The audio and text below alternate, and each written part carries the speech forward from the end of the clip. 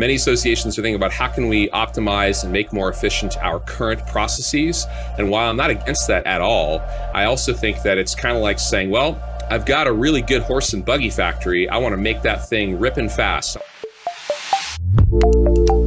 Welcome to Sidecar Sync, your weekly dose of innovation. If you're looking for the latest news, insights, and developments in the association world, especially those driven by artificial intelligence, you're in the right place.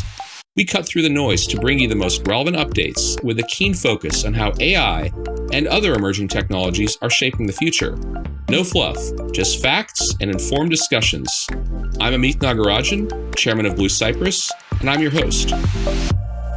Welcome back to the Sidecar Sync. We're excited to have you tune in, and we have another action-packed episode for you today with all of the latest at the intersection of artificial intelligence and associations. My name is Amith Nagarajan. I'm one of your hosts. And my name is Mallory Mejias. I'm one of your hosts as well, who runs Sidecar. And we have so much to cover today in such a short amount of time. We're going to pack it in, and we're going to do, hopefully, a really good job summarizing for you why these innovations in AI really matter a lot for your association. Some listeners have reached out to us and said, hey, we love the pod. How can we help? And I thought I'd mention today that one thing you can do to help if you're enjoying the pod is leave us a review wherever you listen to this podcast, on Apple, on Spotify, etc. If you're listening on YouTube, give us a thumbs up there and hit that subscribe button so you don't miss out on any of our podcasts. Now, before we get going with the pod itself, let's take a moment for a quick word from our sponsor. Today's sponsor is Sidecar's AI Learning Hub. The AI Learning Hub is your go-to place to sharpen your AI skills and ensure you're keeping up with the latest in the AI space. When you purchase access to the AI Learning Hub, you get a library of on-demand AI lessons that are regularly updated to reflect what's new and the latest in the AI space. You also get access to live weekly office hours with AI experts. And finally, you get to join a community of fellow AI enthusiasts who are just as excited about learning about this emerging technology as you are.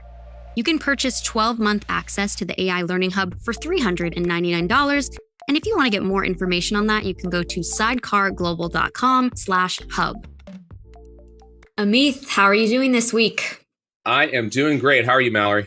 I'm pretty good myself. It seems like this week in particular, we had a lot of AI news. We kind of had to pick and choose exactly what we wanted to cover. So it was a busy week in the AI world. Yeah, unless we wanted a 5-hour podcast, that would definitely be important to filter that down. You know, everyone listening, let us know. If you want a 5-hour edition of the Sidecar Sync, I suppose we could make that happen with all this AI news. Amith, something that we didn't have as a topic today is Microsoft's introduction of its Phi 3 family, but I think this was announced yesterday. You posted about it on LinkedIn, so I wanted to mention it. Microsoft introduced its Phi 3 family of small models, which includes Phi 3 Mini, Phi 3 Small, and Phi 3 Medium. I want to say the article I read from Microsoft said tiny but mighty. So what are your thoughts on this Phi 3 family of models? I hadn't heard that tagline, but I love it. I think that's exactly what we need to be thinking about with model architectures in our businesses. So when you hear about this explosion of different choices with AI, first of all, it's an exciting time. There's lots of different potential models you can use in your business. One of the things I talk about when I deliver executive briefings on AI to associations is that you're going to be living in a multi-model world. So you'll be using more than one model. Different models are good at different things. There are certainly some broad generalists like GPT-4 and Claude 3 Opus that are fantastic at most things. But there are models that are much smaller in size, which means they're more performant, they use less energy, and they're inexpensive. So these models can do things like, for example, in the association world, we've got lots of content. Let's say we wanted to classify that content with a taxonomy. Something like Microsoft's Phi 3, which is spelled PHI, by the way, if you're going to look it up, and we'll include this in the show notes. But Phi 3 has fantastic language capabilities, and even the mini model would be likely able to very effectively classify much of your corpus of content with tags or taxonomical attributes. So that's just one example of a use case. There's many others these small models are effective at. So the key is that when you hear about models like this, first of all, just be aware of them because there's so much happening. There's many choices. This last couple weeks, Databricks released a small language model. Snowflake today released a small language model. Theirs is a little bit optimized for data, but it's same kind of stuff. You don't want to just grab whatever's out there and start using it in production, but it's good to experiment with these things. 5.3 is notable because the model size, these very small models, I think the smallest one was 3.8 billion parameters, which in the historical arc of AI is a decent sized model, but compared to even GPT 3.5, which is 175 billion parameters, the 3.8 billion parameter 5.3 model is basically as performant as GPT 3.5 in many areas. So really interesting because you're packing a lot of punch in these small models. You need to pay attention to this stuff because it's not necessarily the biggest model that'll win, but the one that adapts to your needs the best. Absolutely. I feel like every week we're talking about small models on this podcast, and it seems like that's not going to stop anytime soon. In today's episode, we've got 3 hard-hitting topics. First, we're going to talk about some predictions about the future by venture capitalist Vinod Khosla. Then we're going to talk about the Meta AI chatbot powered by Llama 3, which you may have seen in some of your social media apps this past week.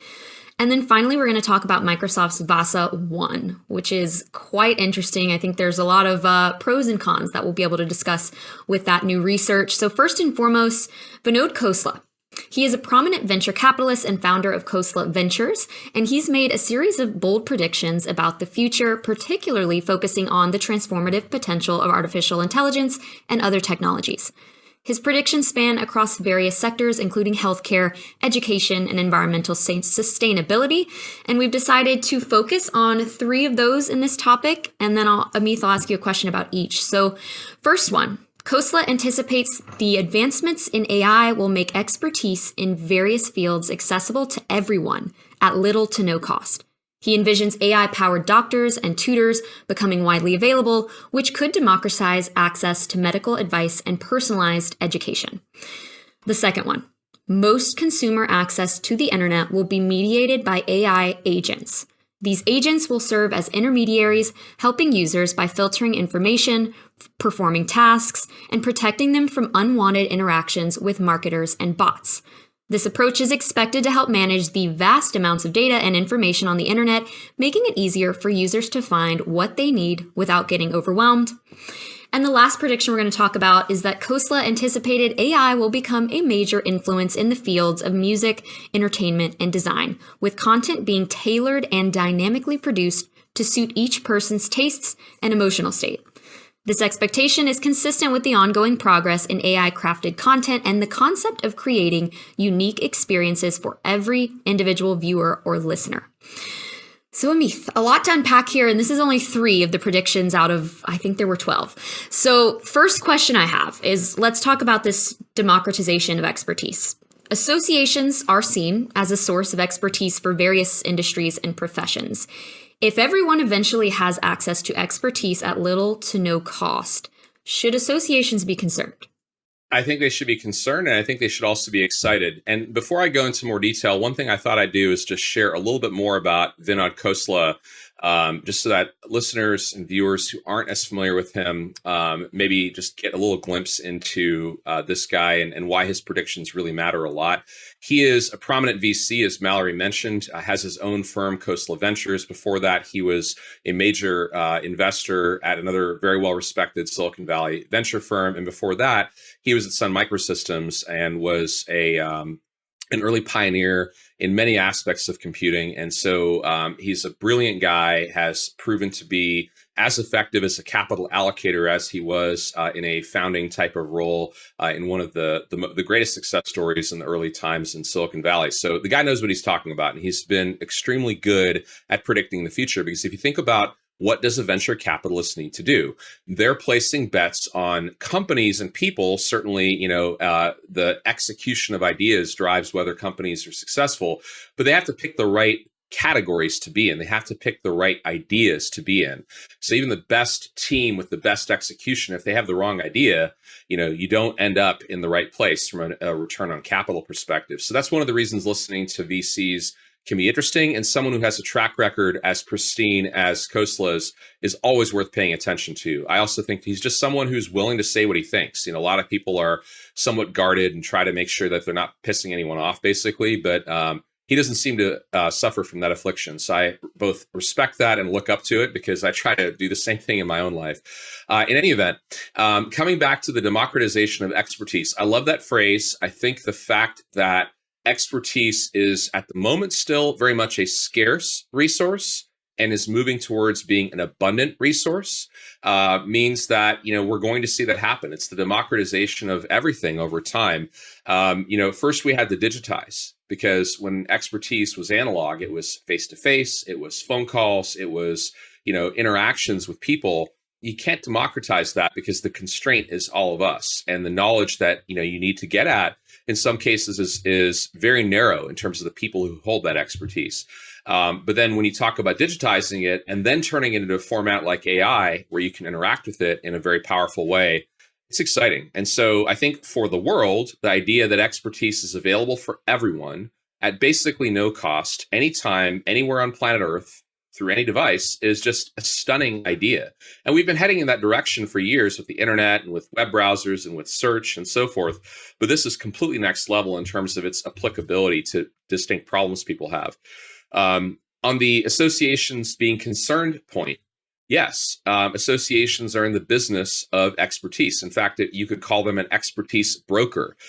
So as an intermediary between people amongst themselves in a given profession who are the experts in a field, whether it be law or accounting, a field of medicine, or any other discipline, as well as the audience or industry or consumers that seek that expertise in various ways, associations stand at the intersection of the flow of that expertise. And so clearly, if associations were to stand still, they have a lot to be worried about. So I think there is reason for concern. And even if they're not standing still and they're listening to this podcast and they're doing other things to get ready for AI and starting to implement experiments, there's still reasons to be concerned, because we know that people are busy and they have minimal attention. And so we know that people go to probably the easiest source rather than necessarily the best source. So even if associations are super aggressive and contemporary with their AI efforts, it's possible that they'll lose some traction to generic tools like a ChatGPT or Meta's new AI assistant, which will not have the expertise that they have, but be probably good enough for something. So there's definitely reasons to be very thoughtful about what was once a moat around the association's strategic value being lessened, certainly, and possibly eliminated. Oof. Wow, that's really interesting. I love what you said, associations being expertise brokers. I've never thought about it quite like that. Do you think this means the whole association industry space will have to pivot if everyone has access to expertise at their fingertips? The reason I'm, standing on rooftops screaming at the top of my lungs, figuratively, sometimes perhaps literally, whenever I visit VC anyway, the reason I'm doing that about AI so much is because I believe that it is this moment in time where associations must pivot to embrace this technology, along with all of its, problems, and with eyes wide open in terms of potential issues. There's plenty of potential issues, but you can't ignore it. You have to embrace it and find ways to leverage it, because the world is changing rapidly before our eyes. And so associations have a moment in time right now to either select from the, build your own adventure book, right? You pick the next thing that happens. There's a fork in the road. You can either try to fight this off and try to go down the traditional route, or you can embrace it and figure out what that means for you. And if you don't go down the path of adapting, I think that the associations who choose that other path are going to have, numbered days, honestly. I don't think that, and that might mean numbered decades, honestly, for some of these spaces where they're very well protected and have deep pockets and, a lot of resilience financially, but that doesn't mean the business model has resiliency. So I think there's a lot of adaptation needed. The good news is you don't have to do this all tomorrow. You just need to start tomorrow, or preferably today. Start this afternoon. Start after you listen to this podcast. Okay, the next prediction, most consumer access to the internet will be mediated by AI agents. Immediately, I thought, great. I don't have to click out click close on 10 pop-up ads or have like 3 videos play while I'm just trying to read an article. But then on the flip side, I'm thinking about, from a marketing angle, what happens to marketing as we know it if we can't depend on things like, ads or cold emails or even social media marketing getting to the audience we're trying to reach? Yeah, I mean, I think from an advertising perspective, that's the reason I think Meta and Google are so flipped out about AI. It's sure they want to be leaders in the space. Fundamentally, in any field of computing, those types of large companies will want that. But for their business models, those two companies make all of their money through essentially taking traffic that they have. They each have monopolies essentially on certain types of internet traffic and putting ads up, right? So they have the billboards on the side of the road that you must travel on to do what you do in life these days digitally. And so if you disintermediate that through AI agents doing the work and then giving you back a summary, the question is where's the business model? So why does Google want to have, Gemini and Meta have the Meta AI assistant and bake that into all their products? Because they know that's going to happen. And so they want to be able to inject ads into those assistants to make them really useful and valuable, but to maintain a platform to generate revenue, obviously. And there's growth potential there for sure for those companies and risk. I think that the idea of having mediation by an agent is a really important thing to think about. So we talk a lot about good AI and bad AI or potentially bad AI. And I really don't believe fundamentally AI by itself will be good or bad, but it's about who holds the AI in their hand, right? So if we have good intentions versus bad intentions. So think about misinformation. Think about a bad actor who intentionally produces articles for whatever their motivation that have the incorrect procedure for a particular medical procedure, right? Like an incorrect process. For whatever reason, they're putting intentionally incorrect information out there. And people are consuming it. That's scary, right? Let's say doctors are reading this and actually following those steps. And, of course, I know nothing about medicine, so I'm sure that there's more detailed ways that people validate their content than that. But if you just follow along that thought experiment for a minute and say, okay, well, how does a doc or a nurse or someone in that profession understand that the content they're consuming is good? And so if AI is exploding out all the content, and, by the way, the motivation for something like that would generally be to get clicks and to, a lot of times when you have negative information or different information, you get more clicks. So that it might not be that the people who publish content as vile as what I'm describing, that's intentionally wrong about something as important as a medical procedure, they may not be trying to kill people, but maybe they don't care, and that their goal is to just get as much traffic as they can, right? And that is actually something people do on the internet intentionally. The misinformation isn't just political in nature; it's monetary, primarily, actually, in my opinion. So, in any event, coming back to the idea of AI intermediation or mediation of this, you need to understand that no human can keep up with that. And so, how do you get the best information for you? Well, that's why generative AI is making its way into all the major search tools, because it's hard to make sense of what's going on, even with human generated content at scale, with billions of us around the world publishing stuff. As AI goes to scale, it's going to be essentially impossible to do that. So our own personal AIs will serve that role. So we will all have a personal AI, which is like a personal assistant. That personal assistant will intermediate, this content and be able to help you filter things out. It'll work to essentially do things like a good researcher might do. So if you had a research assistant at a university and you're a professor, you might say, hey, I want you to do research in this category. And of course, that person has a protocol they'll follow. They'll get source content. They'll check it to make sure it's factual. They'll look for citations to make sure that it's a reputable source. And then they'll summarize it and they'll bring you something saying, hey, here's what I'm thinking. And this is a hypothesis we might want to go test. Similar things would be done with an AI assistant, where it's going to do more of the fact checking, more of the citation analysis, more of the quality of content referencing. And then on top of that, an overlay to personalize it for your preferences and tastes and your level of education in the field and all that kind of stuff. So I think it's absolutely where we're headed. We're already seeing the early glimpses of that with Bing and Google, and now within Meta's products, that's exactly what Meta's AI is doing. I think with your example, it's more clear cut between content that's correct or incorrect, or is missing factual information. I think what's tough maybe to envision is content that's more neutral, or like an association doing cold outreach to me and saying, hey, Mallory, you should join our association of marketers, or whatever that may be. Will I ever receive that email if I have an agent saying, it's probably not relevant for you? I think that's a scary thought. Yeah, for sure. So that the email channel or SMS or any other channel we have, right? Those channels being mediated by an AI on behalf of the consumer stands to both be a very interesting marketing challenge for the marketer and also potentially like a really interesting benefit for the consumer to simplify our lives because we all get too many messages, but at the same time a concern because sometimes like, do you really want to trust the AI to truly make the decision on what you look at and what you don't? It's very appealing sounding, if you get hundreds of emails a day and all these other messages, to have an AI look at it and say, hey, Mallory, these are the 10 things you should pay attention to this morning. Yeah. When I first read that prediction, immediately my mind went to, is marketing as we know it dead? Which I don't like to be alarmist, but it did make me think, if this is the truth and this is the future, I do think a lot about marketing will need to be changed. I think that the cold outreach, the spammy stuff, that's going to die. I think AI is going to be way smarter than that. Of course, it's a cat and mouse game or move counter move kind of scenario where, there's always going to be ways to try to game the AI. And as these things go to scale, just like people, approach how do you inject a virus into a Mac or a PC? And for a long time, the Macs said, hey, we have no viruses. It's because historically in the past, the Mac had tiny market share. Now the Macs have a lot more market share and they have a lot more problems, and so it's one of these things where, the more AIs that are used widely. So like if you had a product from Perplexity or somebody else and you used it a lot, would they be targeted through manipulative acts from other AIs creating content that's designed to affect the way they process it? Of course you will. So there's going to be all of that stuff going on. I'm really optimistic about this, though, because I think the idea that an agent on your behalf that learns you really well could do a good job.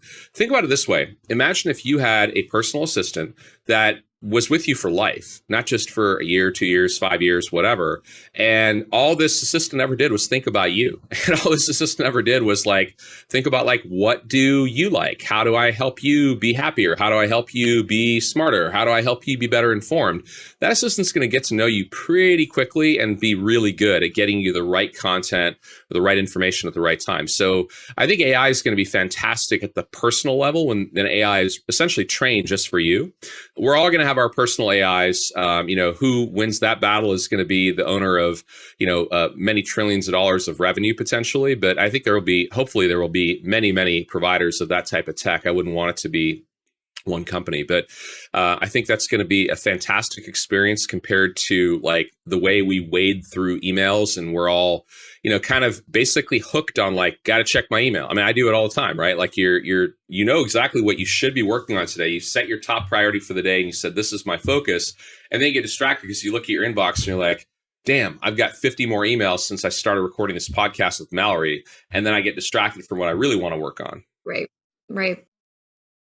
All right, this last prediction is that AI will become a major influence in the fields of music, entertainment, and design, with content being tailored and dynamically produced to suit each person's taste and emotional state. I think the idea of an audience of one is becoming more and more talked about and more prevalent, but I will say this does seem like a daunting task in terms of speaking to every single person in your audience, every one of your members at a one-to-one basis. Can you recommend, Amith, any small personalization wins that associations can start with this idea of an audience of one? Well, there's a lot of ways to approach that. I think personalization is one of the areas that associations have to really get their heads wrapped around and understand what the opportunities are. Many associations have tried over the years to do personalization, and usually what they've started with is their website, which I actually think is one of the hardest things to get right. And one of the reasons people start there is because there's so much content on the typical association website. There's thousands of articles, there's all sorts of resources. So the idea of having a truly personalized experience for the consumer of that site is great, but it's a complex area to get started with. So I would start in other areas initially. I would probably start with something like email because you control the channel, you control the frequency and what you send. So there's a lot of different technologies you can use these days to personalize email. You can do that obviously with general marketing emails. You can do that with newsletters. You can do that with a lot of different types of email modalities. But I think that's a good thing to consider. I think you can also consider personalization with SMS messaging. More and more people are finding that SMS is a really valuable channel for business to business communication. And that's an area where personalization makes a big difference because your medium is typically like 100 characters or less in order to get someone's attention on a text message. So those are a couple of areas I'd probably focus on. One thing I'd point to is people who've had rough time doing personalization in the past. I want you to take a deep breath and say to yourself, times have changed, because your attempt at personalization, as challenging as it may was, is almost certainly something you did with older technology than what's available today. Mallory and I spend time telling you guys that AI is in a 6-month doubling curve. So every 6 months, AI training data doubles, and it's actually a little bit faster than that, and training data, by the way, is just a rough approximation of the model's power. It's not exactly that, but it's a good way of thinking about it. So with 6-month doublings, every year you have 2 doublings or a 4x increase, and then you have a 16x increase every 2 years. It's crazy. So just to give you a quick thought on this, most attempts at personalization technology over even the last several years have been using tagging architectures, meaning you would try to get tags that are relative to the person. So you'd say, hey, Mallory, these are the 10 or 20 tags we think are related to Mallory. Same thing for Amith. And then you try to tag all your content and use tags to basically select the content you present to each user. It's a pretty basic idea. Problem is that tagging has been really hard to do it well. And to do it at scale, it's been tough. Plus, it's been hard to figure out, how do you tag the user? You can tag your content, but how do you tag the user? And so there's solutions to these things, but in more recent times, there's these new types of AI models called embedding models, which create what are called vectors or embeddings, which we don't have time for a full discussion on this podcast. But the basic idea is that they're far richer in information than tags and do a much, much better job of personalization. And it's possible to, at very, very low cost, to generate embeddings for basically all of your content, including structured content in a database where you can take a user or a member's record and generate an embedding for that record and then compare it to all of your content and thereby drive personalization. So there's some great solutions out there now that 2 years ago, or certainly 5 years ago, would not have been possible without spending a ton of money, if they were possible at all. So just take a fresh look at this stuff, because personalization, to Mallory's point, is one of the most important things you can be considering. Moving on to topic 2 for today. If you are a regular social media user, you might have noticed the Meta AI chatbot pop up in your Facebook or Instagram apps over the past week. Meta introduced its AI assistant called Meta AI, which is built with the advanced technology of its latest model, Llama 3. This AI assistant is designed to be a versatile tool for users, available for free on popular platforms like Facebook, Instagram, WhatsApp, and Messenger. Meta AI can handle a variety of tasks like planning events, crafting emails, and answering general queries. It's designed to be a general-purpose assistant that can also provide real-time web results through a partnership with Microsoft's Bing. The chatbot includes an image generation tool called Imagine, which allows users to create images from text in real time. This feature is particularly enhanced in its ability to adjust images as the user types, providing a dynamic and interactive experience. You can also ask the chatbot to animate images. Now, I saw this pop up on my own Instagram and Facebook apps probably just a few days ago, and I gave it a test run because I had to see what was up, obviously, for this podcast. My take is that it was really fast. I don't have any quantitative data on that in terms of how much faster it works than another model, but it seemed like it was generating its responses and the images quite quickly. When I used it on Facebook, it gave me a list of prompts that I could test out, and one of those was make friends in a new city. And I don't know if I've mentioned this to all of you, but I'm moving to a new city. I'm moving to Atlanta next month, actually. So I said, make friends in Atlanta. And it actually came up with some really general information, like you should, join some social groups and things like that. But what was really interesting is that it recommended certain Facebook groups that I could join for social activities. It also recommended specific coffee shops and restaurants that I could try. So I found that really exciting to kind of have AI bleed over into my personal life and how I'm interacting on social media. I also asked it to generate an image of a bird, and it did that. And then I asked it to animate that image, and it did it quite quickly. So that's my very general overview of Meta AI. But I want to get your take on this, Amith. I know you're not a big social media user, so I don't know if you've tested it out. But did Meta just totally shake up the AI landscape? The short answer is yes, they did. And I use LinkedIn all the time. I spend time there, so that's probably the only social media app that I'm a regular user of. I get on Twitter, now X, from time to time because there's sometimes some interesting things happening there, but I generally avoid it. And I'm not a fan of Meta. Like I personally think the company has some really, messed up ideas in terms of how they prioritize their short-term profits over the safety of their users, particularly kids. I've got two teens at home, so I think about this type of stuff a lot. And I don't think social media is a great place for a lot of people due to conflicting priorities where, Meta has been not a great steward of safety in terms of responsibility, in my opinion. Now, that being said, I am really excited about what they're doing in the world of AI. I think that they, through open sourcing the Llama models over the last year or so, have really created a different option. If Llama hadn't been open sourced by Meta when they did that, there'd be a lot less happening in the world of open source because it takes a lot of resources to build these models. The shakeup that you're talking about, I think, is probably the right way to think about it because Llama 3 is sufficiently advanced to really give GPT-4 a run for its money in many use cases. So we briefly talked about Phi 3 from Microsoft earlier, which is a smaller model than Llama 3. At least the two smaller tiers are smaller. But Llama 3 in the 70 billion parameter model, which I believe is what's powering the meta.ai site and the inbuilt AI features in Instagram and so forth that you're referring to, I'm pretty sure it's that model, is very, very powerful for a 70 billion parameter model. It's almost as good as GPT-4 in many areas. And some things that they've really made some advances, particularly in performance. They've changed some elements of the architecture and advanced some pieces so that it's much, much faster. This real-time image generation. If you were an early user of Midjourney, and I know you were, Mallory, or of DALL-E, you would sometimes wait 30 seconds to get your image or even longer. And now these images are being generated nearly instantly on Meta's platform. DALL-E is super fast on ChatGPT compared to what it was. So what you're seeing there is, yes, a lot of hardware is being thrown at it, but it's these algorithms are getting way smarter. And Meta is definitely doing some really good work in advancing the state of the art with the AI models themselves. So my belief is that they have done a good job shaking things up. I think they've done a good service to the community by open sourcing the models. I will say that I don't think it's out of the goodness of their hearts. I think they have a very smart strategy around it because the more momentum there is around open source projects at Meta, the more developers standardize and use their tools, the more lift it gives them, the better those models get. And the better that makes the AI for Meta's products, which is how they make their money.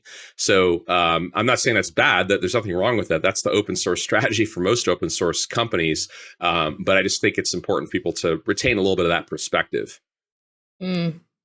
Yeah, very interesting. On the image generation piece, I also asked it to create an image of me in Atlanta. Thankfully, it did not. I didn't know if it was going to be able to use my images on Facebook to create an image of me. I'm kind of glad that it didn't, but I would assume that's going to be something that it can do very soon. In my research for this, I wanted to pull some stats. So Meta says its monthly active users across its family of apps, Facebook, Instagram, WhatsApp, and Messenger, was 3.98 billion as of the end of 2023. While the Meta chatbot is only available in English right now in several countries, this means eventually nearly 4 billion people or more will have access to an AI chatbot in apps that they already frequent. And so I guess when I'm thinking of the shakeup, I'm thinking, I want to say ChatGPT's monthly users are around 180 million right now.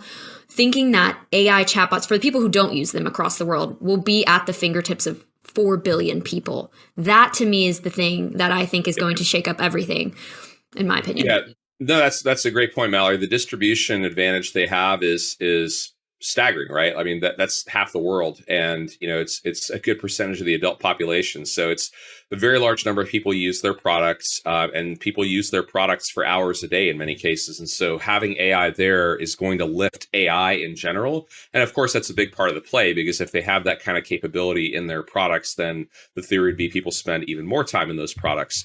One of the things to remember is that you have to look at the consumer services you're using for AI, and remember that every company has both different terms of service, and every company has a different history of honoring their terms of service. So the point I'm trying to make is, if you were to say, well, I'm not so comfortable putting certain content in ChatGPT because I don't really know OpenAI, they're a startup, I don't know them that well, versus maybe with Google, or Apple's rumored to be releasing later this year an on-device AI that's at the GPT 3.5 or above level. And so being able to do on-device with Apple, a lot of people would be more comfortable with that because the data never leaves your computer. There's different levels of privacy and security, both architecturally, like on-device obviously is going to be the most secure. But when you're a consumer looking at these services, are you using ChatGPT? Are you using Anthropic's Claude? Are you using Gemini? Are you using blah, blah, blah?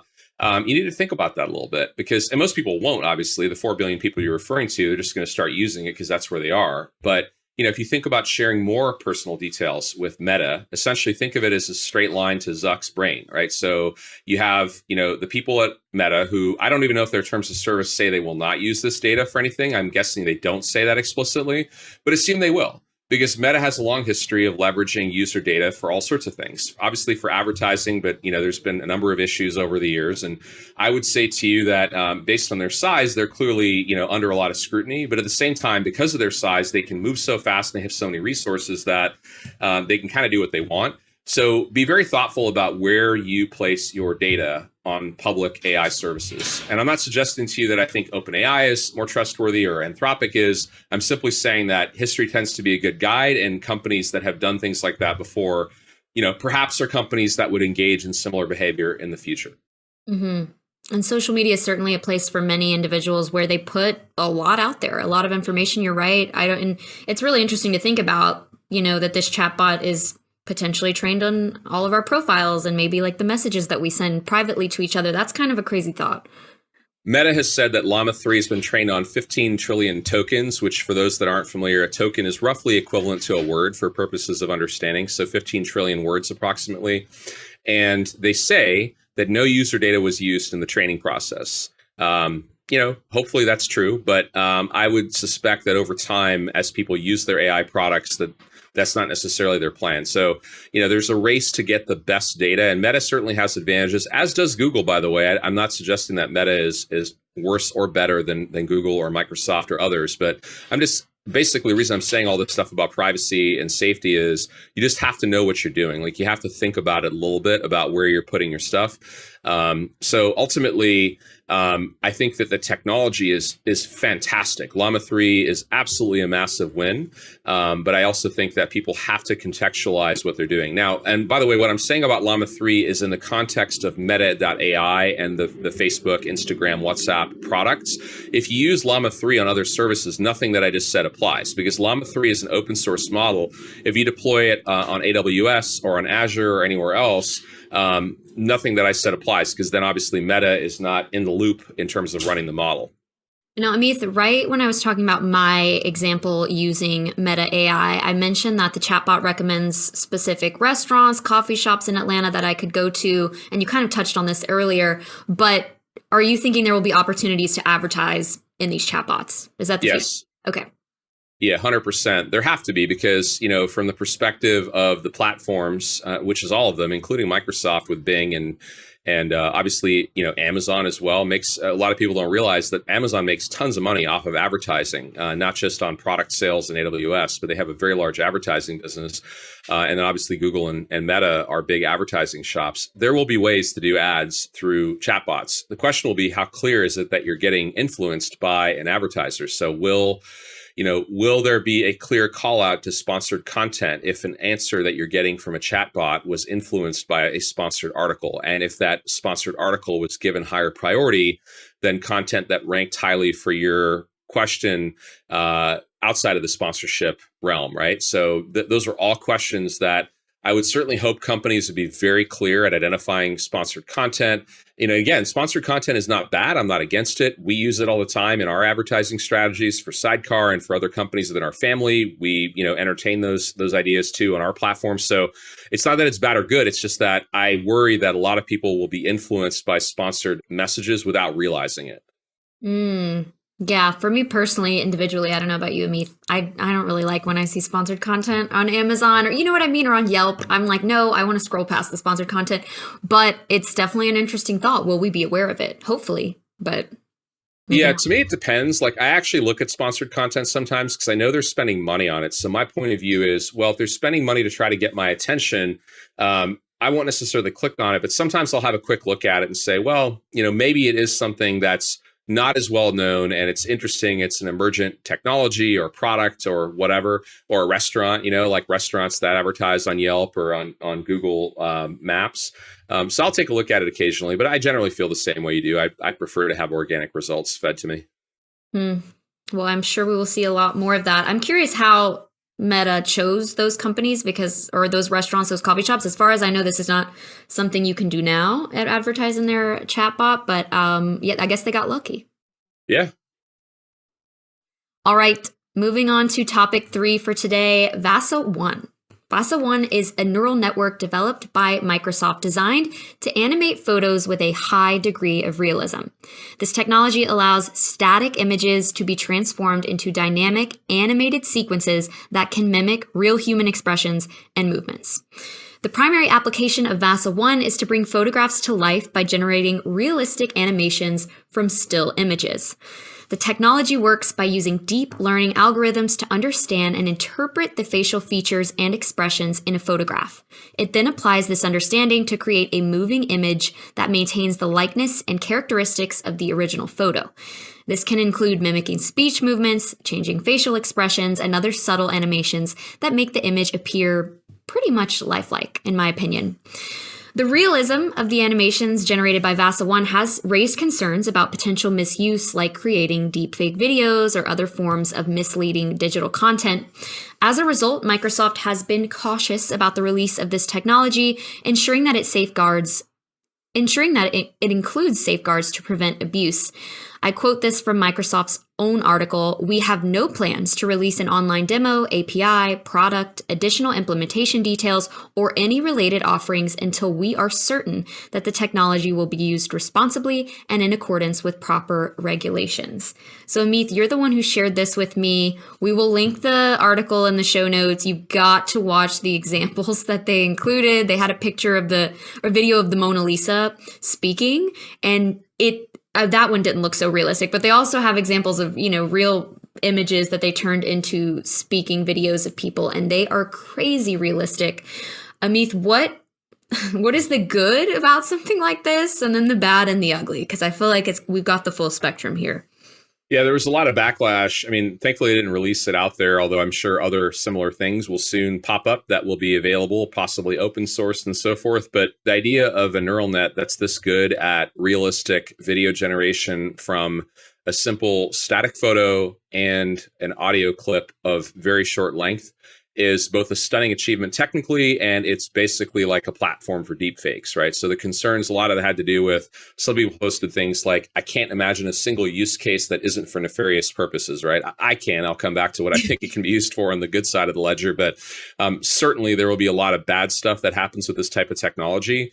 And the same thing is true for a lot of dual use technologies. When we talk about the ethics of AI, you talk about, the power level, and you talk about good cases and bad cases. This is definitely one that evokes in most people's minds an oh crap moment, because we're thinking, how easy is it to take an audio clip of anyone and an image of that person and create a video that looks like them speaking? Of course, there are many other technologies already that do that with video sampling. So we talked about HeyGen in this podcast before. You can create an AI avatar on HeyGen that's very realistic and getting better all the time. So there are other ways to do this. What's really stunning about the Microsoft model, VASA-1, is that they are using just a single image. And so that what that tells you is that the intelligence of the model, its understanding of physics, its understanding of people in general, and the realism indicates the model's gotten really smart. because it doesn't need a lot of training data from the user to generate these images. But let's flip around to the other side of the ledger and talk about potentially positive use cases. So if you stitch together this kind of video generative technology with other forms of generative AI, where we've talked obviously about being able to generate text, generating images, generating videos previously in other contexts, also music that we've talked about with Suno and others. There are ways of stitching together lots of different experiences where you could potentially, think about creative expression for your business, taking on these tools and being able to create all sorts of new types of assets. So if you think about learning, for example, imagine if we're trying to build a tutor for a student in a particular language with a particular character that student finds really compelling, and a particular voice and an approach to it, right? So you could create basically real-time videos to help assist people in their learning journey, right? So that could be extremely powerful. In the education world, there's this thing that's commonly referred to as the 2 sigma problem, which goes back several decades to some famous research that was conducted, where essentially what was found is that there's 2 sigmas or 2 deviations essentially of quality in terms of people's learning outcomes relative to between private tutoring, essentially one-on-one tutoring, and any form of broader educational formats like group lessons, et cetera. And so the idea was like, how can we solve that 2 sigma problem? Meaning, how can we get closer and closer to the idea of private tutors for everyone? And I think this could be a really powerful way of connecting with people, where if you're trying to understand the student, whether it's an adult learner or a child, trying to understand them better through emotional insight, which AI is getting better and better at, looking at the student through a video camera and saying, hey, like, how's this person feeling? How can I better adjust the way I'm trying to teach this? How can I adjust the way I'm having a conversation? And then using real-time video generation to then speak to that person with a video, real-time video, could be quite compelling. It could be way more effective at connecting with someone than like some generic stock videos, for sure. So that's one use case I think that's interesting. I think it has all sorts of applicability in marketing with highly personalized marketing. Imagine someone coming to your website and a short video is generated on the fly for that person, and it's picked from a number of different individuals who might be people that they connect with better, right? And of course, you'd have to have opt-in permissioning for this, or you should. But the idea would be like, oh, okay, we have 10,000 possible people that we'd use based on who they actually know in the professional network, and so we can generate videos on the fly to compel this person to join us or whatever. Again, tons and tons of ethics concerns that there should be for that scenario, but just an interesting possible modality, right? We don't have that capability right now, and we're about to get it. So what can we do with it? As a side note, it's kind of interesting. I didn't dig deep into Microsoft's release, and I don't know if they disclosed where the name came from. Did you see anything about the naming, Mallory? I did not. I'm sure it's something clever, but I didn't. So years ago, this is over 20 years ago, I happened to be visiting Stockholm, Sweden. And there is a really interesting museum there with a warship, a 400-plus-year-old warship called the VASA, VASA, spelled the exact same way. And it's a stunning thing to see because this ship basically sank immediately after it left harbor on its maiden voyage 400 years ago. And I believe it was covered very quickly somehow by mud or something along those lines. And it was extremely well preserved. So for that era of shipbuilding and that period of history, they were able to somehow carefully extract it in the last 50 years and preserved it. So it's like a super realistic, because it's exactly the ship as it was basically when it launched. And it's an amazing thing to go see. So I have no idea if this is because of that, but the idea of like having a realistic view of something, I wonder if that's tied to it. But that's just more of a side note. So if you haven't been to Stockholm and you're going at some point, definitely make time for an afternoon to go check that out. That is a very random piece of knowledge that you have, Amith. I did just look it up, and it looks like the VAS is visual effective skills, unfortunately. Right. But you know what? Hey, you don't know. Maybe there's like some double meaning to the name of this. I'm sorry to burst your bubble. Well, I will say when I watched the demos that Microsoft released of this technology, it was really impressive to see how spot on the the human facial expressions were. So you see people talking. I feel like sometimes with HeyGen, when I've used it, at least in the past few months, it's kind of static, like you're staring at the camera. There's a little bit of movement, but pretty much it's very straight on. The videos I saw with Microsoft were more like people looking around, people looking up when they're thinking, little things like that are very human when you think about it. Yep. So I was impressed with that piece. I also saw, I don't know if Microsoft released this, I saw one kind of positive headline about this technology in my research, and it was something along the lines of, this technology could allow us to have video calls with our camera off. And I just thought that was like such a random positive use case, I guess. But anyway, just be on the lookout for that. But what I want to circle back to is the kind of nefarious uses of this technology, and the question around, should this be released? Can this be released? I know, Amith, you have talked about on this podcast the idea of an authentication system of some sort where we're able to authenticate which images or videos are real, and which ones were created using deepfake technology. Have you heard about any advancements on that front? And do you see that as an essential step first before we release something like this? Yeah, well, I mean, first of all, I think stuff like this is going to get released in the very near future because, it's kind of like the 4-minute mile. Once someone realizes that it can be done, other people will very quickly follow. So there are plenty of AI researchers out there in different kinds of companies that are building these things and are going to open source them or make them available commercially very, very soon. So someone like HeyGen is probably not far behind, and there's tons of other people working on similar things. So it's not an if, it's a when, and I would bet that it would be sometime this year, possibly very soon, that this type of technology becomes available to anyone and everyone, with all the concerns that comes with and all the potential opportunity. What I would say about authenticity is this. There's been over a period of years, there was hype cycles around a technology called blockchain, and more notably, a big hype cycle around cryptocurrency, which is based upon the blockchain technology. Blockchain is notable for being an immutable ledger, meaning it cannot be changed, and it's used for a lot of different interesting use cases in a lot of enterprises now. I believe there's a really strong case to be made that blockchain could be leveraged in conjunction with AI to be able to help publishers provide authenticated images and authenticated videos, which can also be watermarked, but like I said, move counter move. Every time you have something that is built to detect something, or to add a watermark, people can learn how to strip it out.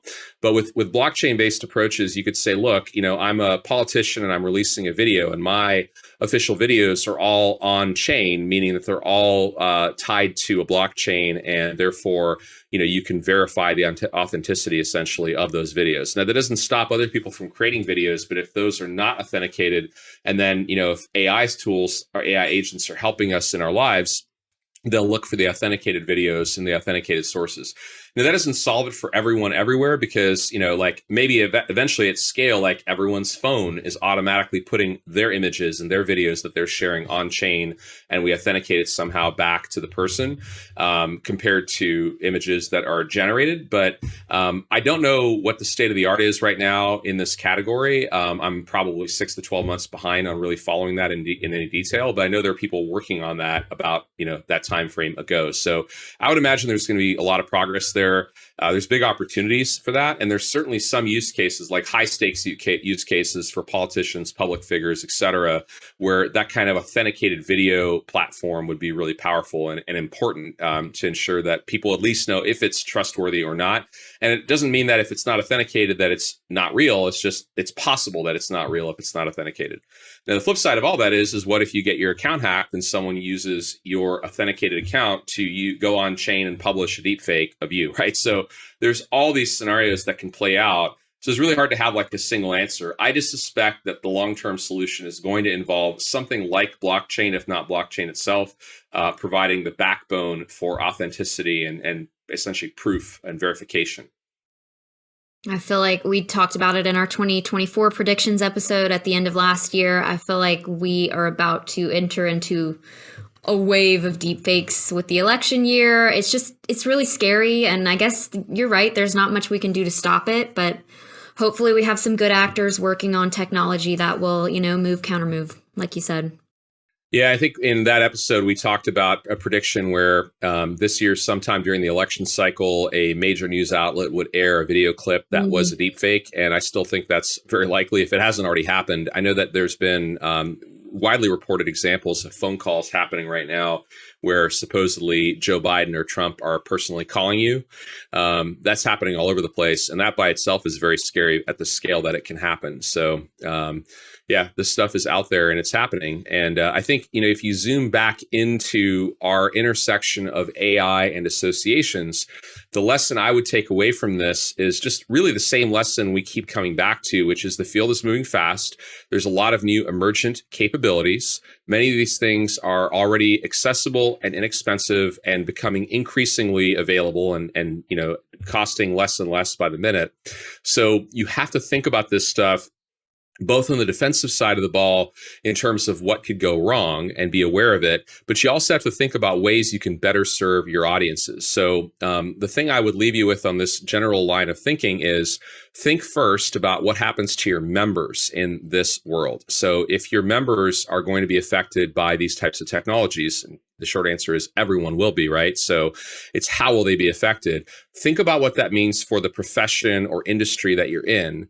And then think about, well, what does that mean in terms of the needs of those professionals for the types of services associations are well positioned to provide?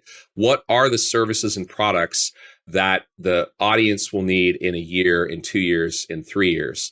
And then build those things, because you probably don't have them. Probably nobody has them. Probably nobody has the types of training and the types of conferences and the types of content that the professionals will need to be effective, to be safe, to be successful in this new era. But there's no reason the association can't build that stuff using these very types of tools and engage with people in different ways and to create the path that helps their members, navigate all of this. I think that's the association's most critical responsibility. And in doing that, you're going to figure out a lot about the internal operations of your association.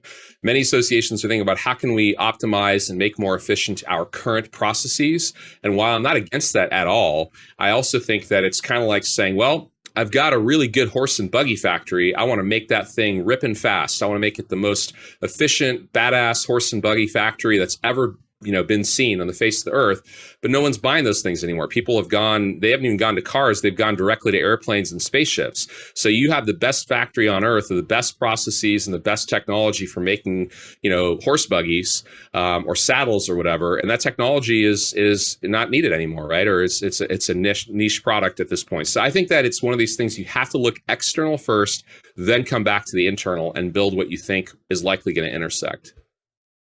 Well, that is a great thought to end this week's episode on. Amith, thank you so much for your thoughts today. And to our listeners, if you've enjoyed this episode, if you enjoyed the Sidecar Sync, be sure to leave us a review wherever you listen to your podcast, or give us a like and subscribe if you're joining us on YouTube.